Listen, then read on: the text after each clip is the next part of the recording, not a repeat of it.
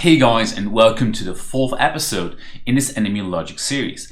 In this episode, we're going to be taking a look at how we can make sure that our enemies, once they have found us, engaged us, have searched for us and have turned to their resting position, that before they really go to rest, that they return to their original starting position, taking back up their guarding positions at the places they need to be guarding, or maybe in the future, once we have patrol paths in the game, that they return to their patrol paths. So let's get started.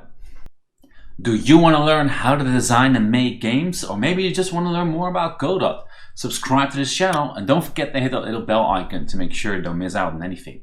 Also, if you're curious about the game development that I do myself, you can find me on my Twitch stream. I stream every Tuesday and Thursday. Links, details, description, all in that description box below. Let's get started. Now, the first thing we need to do to make this code work is we need that starting position. George and William, our trustworthy skeletons, need to remember where they were when they started out. So we're going to go over to George's script, which is the script that all enemies inherit from. And we're going to give George a new variable. Now, while I do this, I have to say that there are two ways you can do this. One, you would also be able to create position 2D nodes on the map everywhere an enemy has to spawn. And in the spawning sequence, when you load your map, you build up your map, you spawn your enemies in the 2D positions. That way you have a node you can reference and the location of that node you can reference. We're not going to do that. We're going to do it all in code today. So we're just going to say that we have a starting position, and as soon as George or William or whichever other enemy loads into the game, we're going to say that under the ready function that the starting position is get global with a G, global position. This will then, as soon as the game loads, as soon as George or William or any other enemy hasn't walked anywhere yet, it will save their current position as a vector to the starting position for us to use later within the state machine of the enemy. So let's continue by having a look at that state machine and how we can properly handle this input. In the state machine, which is right here, which we have programmed in the past, we have already put a return function. So now we need to make sure that we activate that return state properly in such a way that it doesn't interfere with the other states and that the enemy is showing the behavior we want the enemy to show. So right now, the enemy is standing still. It sees the player, starts engaging. Then when the player moves out of its line of sight or moves out of its range, the enemy will follow or pursue or search. And if at the end of the path, which is determined by the last position of the player, the enemy has not seen the player again, then we revert it back into its resting position currently in the code. That's what we have to change. We have to make sure that it verifies at that point, am I at my starting position? Yes or no? Yes. Okay, I can go to my rest. No, I need to go to my return position. So we have to go at every instance of where we put the enemy back into its resting position and change that with an if statement. So that happens in two locations in the code. First, in the search function, if the path to destination size is 0, so that means if there's no more vector 2's within the array that is the path to walk to, that means we have reached the last known player location. If you want to know more about that, look up this episode about how to make enemies follow.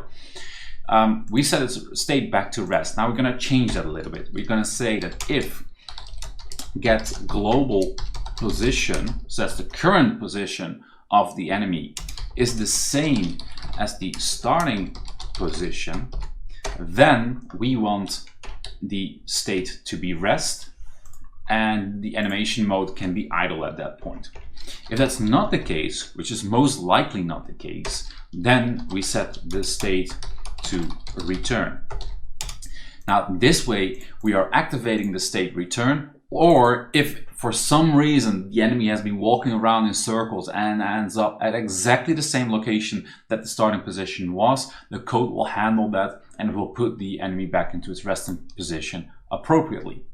Now this is the first location, what we need to change. The second one is here in the side checker. The side checker is what checks if the enemy has a direct line of sight with the player, and it's happening on every single physics frame. So what's happening here, that if the player is in range, and if the side checker collider name is not player, then the else we will run.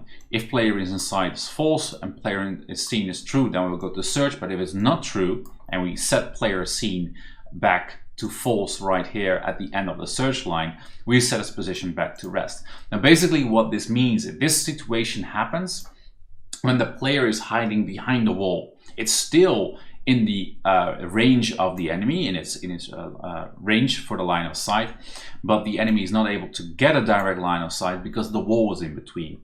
Now if that happens and the player seen is false, so that means that it was at the end of its search, it has already searched for the player, is not going to search for it again, then we set it back into its resting position. That's not what we want to do. Here we want to do exactly the same. We're going to verify the get global position with the starting position. We're going to say if those are the same, yes, you can go to rest, and else you have to return to your starting position. So with this, we're activating the state machine correctly. Now we're activating the return state. Now we have to build up a function that's actually going to do that. So under the return state, we're going to build a new function. While I don't like to build it within the state machine itself, we're going to be calling it in the state machine. So we'll be calling the return to starting point function. Now, of course, it doesn't exist yet, so we'll build it under the search function.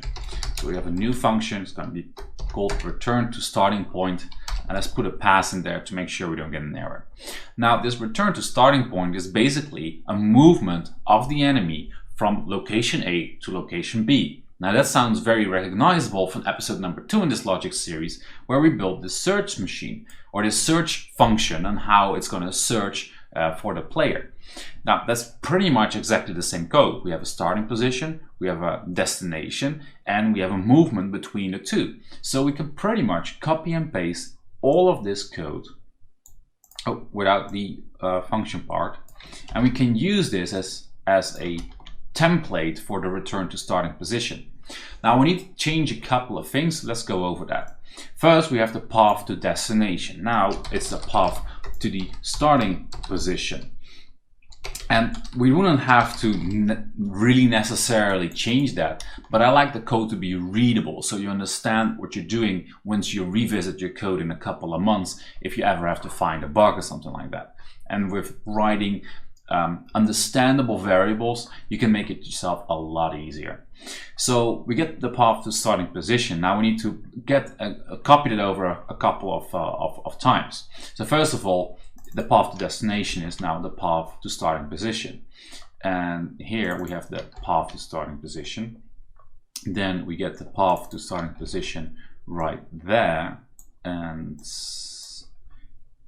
we probably have it a couple of times. There is another one. Here we have a path to destination. Here we have a path to destination. Here we have a path to destination. And I think that's all of them.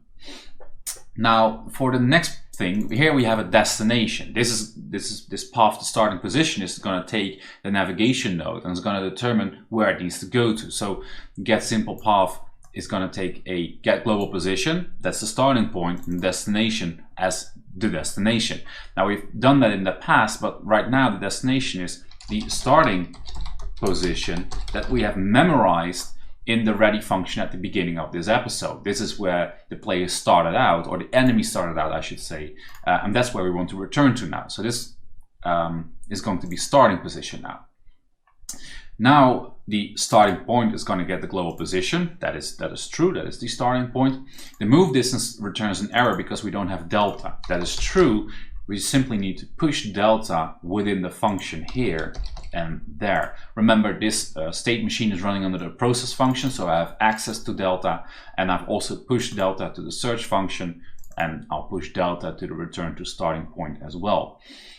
That's removing that error. For now, we get for every point in the path to starting position, we're going to calculate the distance to the next point, and we're going to check if we have enough move points for that. And if we have enough move points, we're determining the angle, how we should walk, how fast we can walk, and we're actually going to call the move and slide function.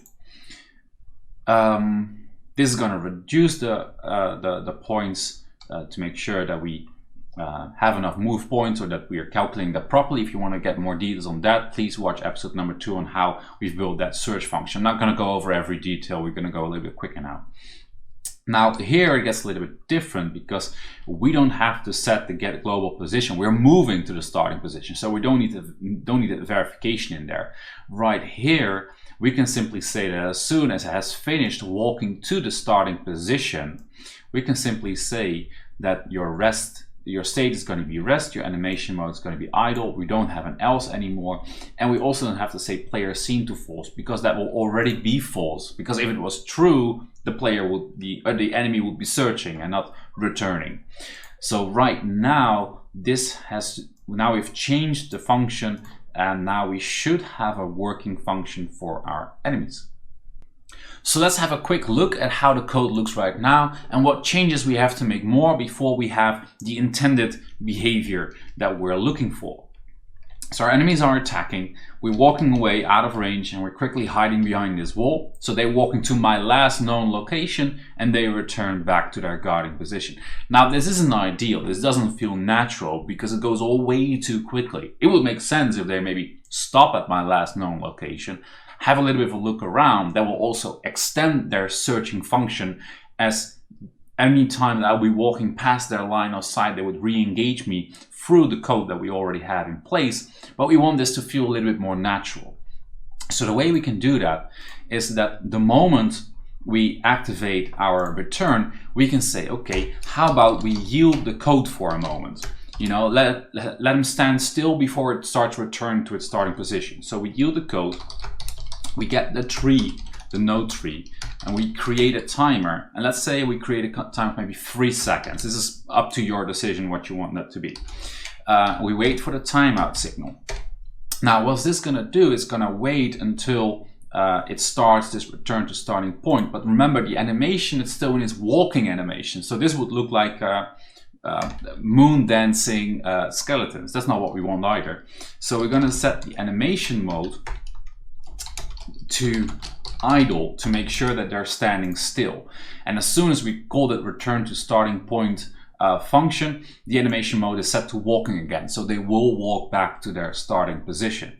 So we set that in idle, we set that in yield, but we only have one problem.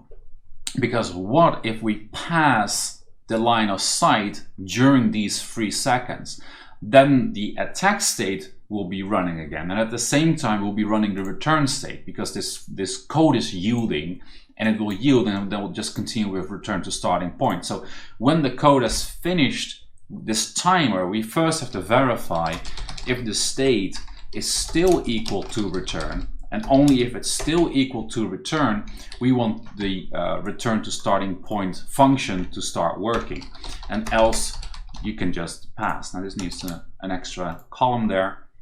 So with this piece of code, we should be running the state machine correctly, that even if we are passing the enemy in this last 3 seconds, it will be hard to test in this testing setup.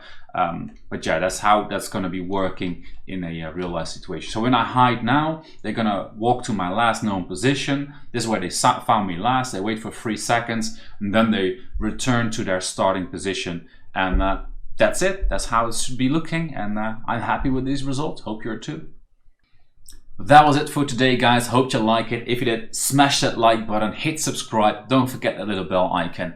In the next episode, I'm not sure what we're going to be doing next. I pretty much have 2 ideas. Oh, actually, there's one idea that I really want to do next. That's patrol paths for the skeletons and how we can make sure they return to that. But before we can do that episode, we first need a tutorial on how to make a patrol path in the first place. And that's going to mean to make a new episode series, and that's going to be all about navigation, how to make control paths, how to do point and click navigation, how to do keyboard input navigation, how to do a virtual joystick if you're programming for mobile. That's a whole series by itself, but I need some ingredients for that before I can maybe continue with this series. And there's also a last idea I have to give the skeletons a range for their melee combat, that if the player is within a certain range, they fire projectiles, but if the player gets even closer or even starts engaging in melee combat themselves, that the skeletons return with their own melee combat. So that's also an option we have to give the skeletons even more logic within their attack state. Let me know in the comments what you prefer to see first. And you know what, I'll decide next week what I'll be making, and you'll see next Monday what it has become. Until then, keep on gaming, keep on coding. See you guys.